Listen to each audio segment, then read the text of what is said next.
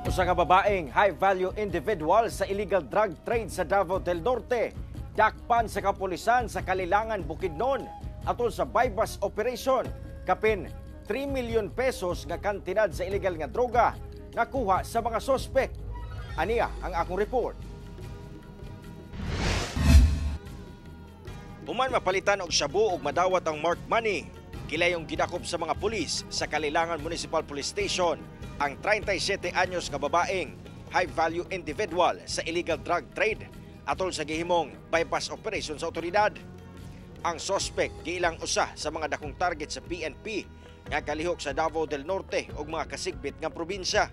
Ang operasyon gihimo sa Purok 3, Barangay Kinura, Kalilangan, pasado alas 5 sa hapon adlong Sabado. May initial contact ang Kwadjar, ang Kalilangan MPS through their confidential informant.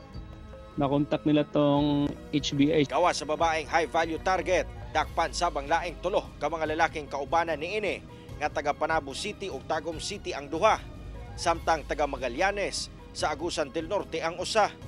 Sa pagrikisa sa mga sospek, na-recover gikan kanila ang nasikapin 530 grams sa gituwang shabu nga mobalor ang kantidad sa 3.6 million pesos. Although resident sila ng Kwadjar na Davao del Norte, pero same sir, they have contact sa Lanao Sur, so very accessible sa kanilang illegal drug items sir na makuha. Mag-atubang og kasong paglapas sa RA 9165 ang mga sospek apan wala pa kini miluwat og pahayag.